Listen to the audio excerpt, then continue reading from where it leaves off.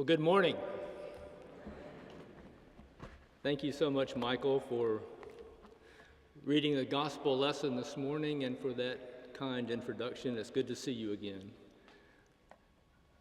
I so much appreciate Amy Butler's invitation to speak from this pulpit today in her absence. As I do, I bring greetings and expressions of gratitude from the staff of the Baptist Joint Committee for Religious Liberty, your agency on Capitol Hill, working every day to defend and extend our God-given religious freedom and to uphold that all-important constitutional guarantor, the separation of church and state. We serve 15 different Baptist bodies, including the American Baptist Churches USA, so we partner with you, Riverside Church, in the gospel mission that we perform in our nation's capital. I must say this morning I come with something of a heavy heart. Some of you may know that my predecessor, mentor, colleague and friend, James Dunn at the Baptist Joint Committee, passed away yesterday, joining, I think, the pantheon of Baptist freedom fighters, from Roger Williams to John Leland, Isaac Backus, and M.L. King. And much as other champions of religious liberty did, Thomas Jefferson and John Adams passed away on the 4th of July.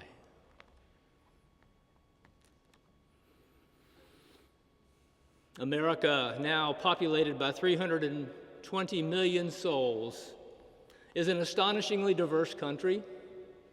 Just look around. From the very beginning, people have come from all over the world to live in this amazing parcel of real estate in Northern America. And on the day after the celebration of our country's independence, I want to talk about what it means to be an American, how we can learn to live together in the midst of our plush pluralism, and how we as Christians can set the example. First, a little political science and then some theology. The name of our country is a good place to start, the United States of America. This means at least that we come from 50 different states and the District of Columbia, but we are all unified in some sense of the word under the banner America. The national motto says a lot, much like a mission statement. Our motto for more than 2 centuries has been E pluribus unum, from many, one. Despite all of our pluribus, there is supposed to be an unum that holds us together. Our other national motto, adopted in 1956, is a religious one. In God we trust. The we are supposed to find some semblance of unity in a common notion of the deity. But at the end of the first decade and a half of the 21st century, we seem to have a lot more pluribus than we got unum. And we trust in many different gods, with over 20% of the American population saying they trust in no God at all. Yes, we seem to be deeply divided in our cultural attitudes, our understanding of religion's place in the public square, and what it means to be an American citizen. You know, there are a couple of overarching areas of American democracy that come up a lot in the Baptist Joint Committee's work that we have a hard time developing a consensus around. One big question that continues to puzzle us is how in a democracy do we square the will of the majority with the rights of the minority? How do we resolve the tension between the fundamentally majoritarian Constitution and the essentially counter-majoritarian Bill of Rights? Although most of our policy decisions are made by majority votes, the rights listed in the Bill of Rights, as Justice Sandra Day O'Connor has reminded us, have been withdrawn from the vicissitudes of political controversy and depend on the outcome of no elections. We aim to protect the minority, even a minority of one, from the tyranny of the majority. And this tension was front and center in the same-sex marriage case decided last month by the U.S. Supreme Court involving the 14th Amendment.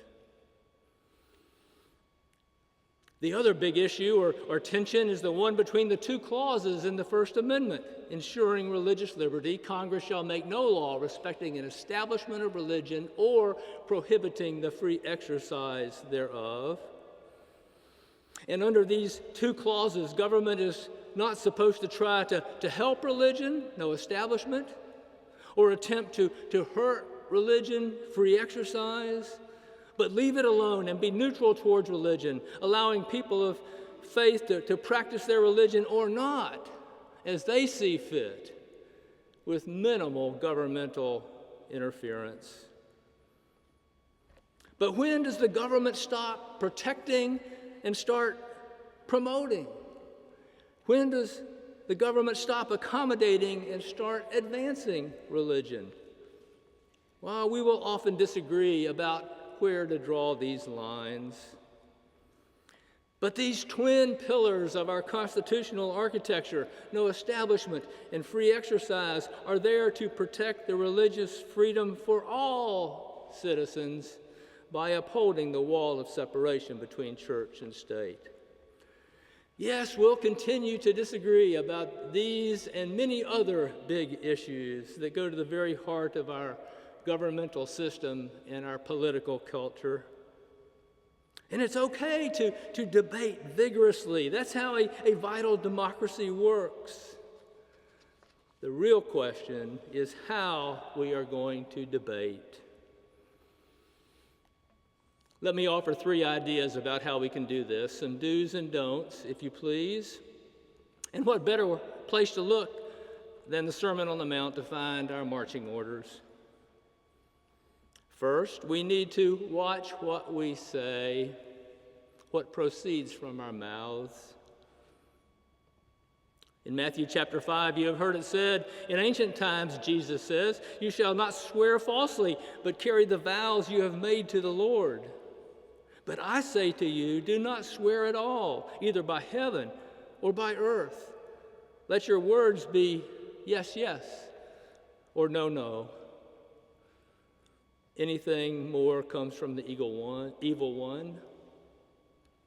No, Jesus here is not engaging in a hair-splitting debate about whether we should, like our Quaker friends, refuse to take an oath in court, or like Jehovah's Witnesses, refuse to pledge allegiance to the American flag.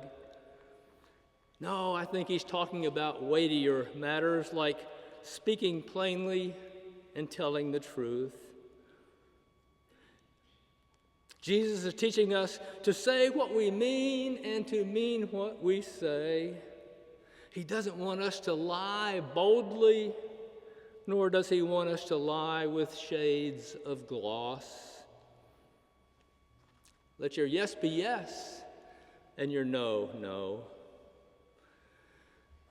Oh goodness, how many examples do we find in our political discourse today of the breach of this principle? Agree or disagree with President Obama's policies, he is not a Marxist or even a socialist. He is not a racist with a deep-seated hatred for white people, as one Fox commentator averred not long ago. He was born in the United States of America, and the biggest lie of all, he is not a Muslim. He is a member of your United Church of Christ. We are not a Christian nation, legally and constitutionally, as many continue to insist. Demographically, sociologically, yes. About 3 out of 4 of our population claims to be Christian. No, we are a constitutional democracy in which all religions are respected and none, including Christianity, is privileged. Our founders were not all Bible-believing evangelical Christians, as some continue to argue. Yes, many were Orthodox Christians, but others were deists. Some were rationalists. And if the truth be known, I'm sure an atheist or two thrown in. That said, they did not try to ensconce their religious beliefs in our founding documents or force them on others.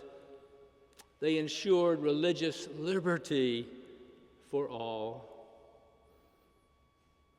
Yeah, as Christians, we can debate our politics with verve, but we cannot, with a clear conscience and with clean hands, lie or even shade the truth. We are, in Daniel Patrick Moynihan's words, all entitled to our own opinions, but not to our own facts. Second, we must not only tell the truth, but we must tell the truth in love. Also in chapter 5 in the Sermon on the Mount, Jesus tells us in no uncertain terms to love your enemies and to pray for those who persecute you. Again, there's nothing wrong with speaking out forcefully, even in the face of Jesus' insistence that we love our enemies. Sometimes unvarnished honesty requires us to ruffle a few feathers now and then. For goodness sakes, Jesus said some pretty hard-hitting things, didn't he? However, what we say has to be bathed in love for the neighbor and the enemy. It means at least giving them the right to be wrong and the freedom within the bounds of the law to pursue their own conscience. One of the biggest issues over the recent past has to do with how we treat Muslims. Islamophobia is alive and well in this country, and I think it's getting worse. The loving act is to stand shoulder to shoulder with our Muslim brothers and sisters while encouraging government to fight terrorism for all it's worth. And we must not allow the terrible deeds of a handful of extremists poison our understanding of Islam and our treatment of American Muslims across the board. Listen to what our president said at the opening of the Islamic Center on Massachusetts Avenue, less than a half a mile from the White House. I should like to assure you, my friends, that under the American Constitution, under American tradition, and in American hearts, this place of worship is just as welcome as could be a similar edifice of any other religion. Indeed, America would fight her whole strength for your right to have here your own worship center according to your own conscience. This concept is a part of America, and without that concept, we would be something else than what we are. Oh, did I mention this was President Eisenhower, 1957? Yes, this was pre-9/11, but again, the horrendous acts of a few should not prompt us to deny the full-fledged religious freedom that we enjoy to all.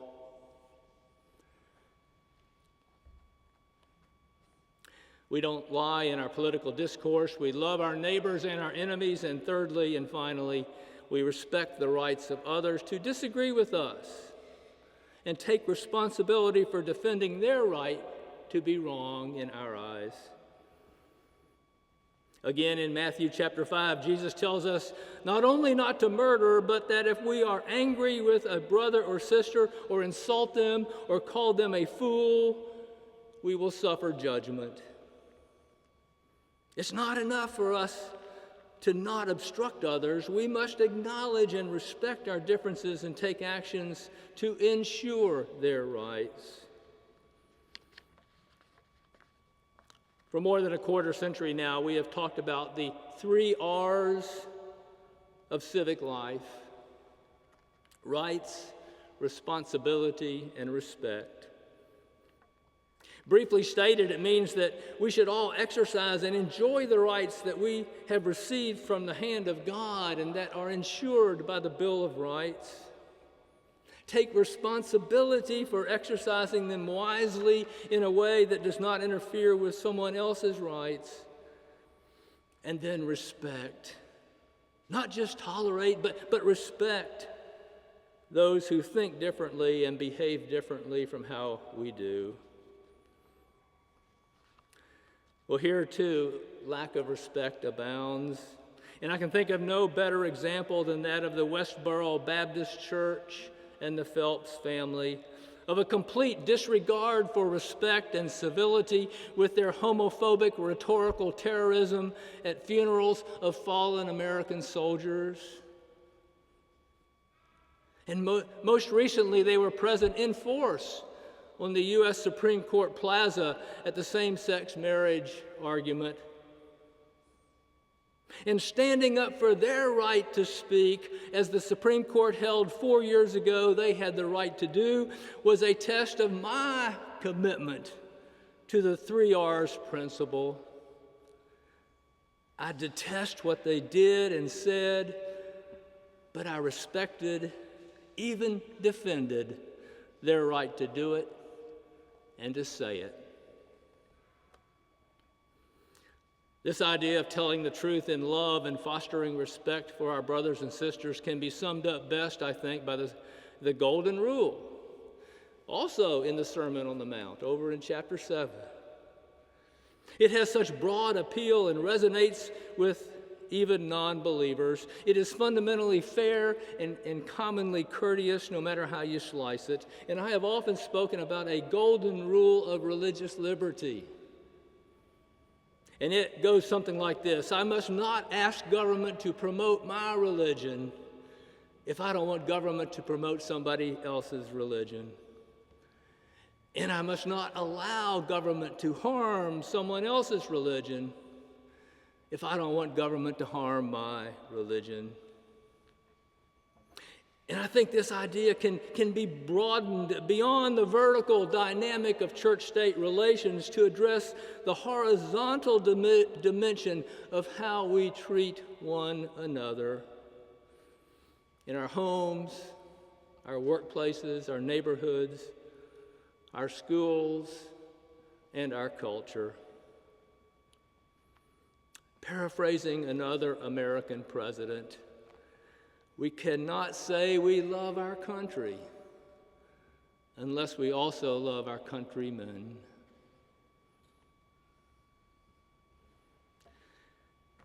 So what's it going to be, my friends, as we celebrate our nation's independence?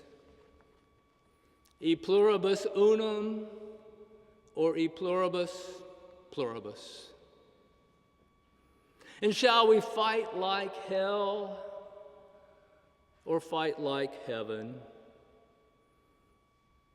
Let's show love for our country by speaking the truth, speaking it in love, and respecting the rights of our fellow citizens.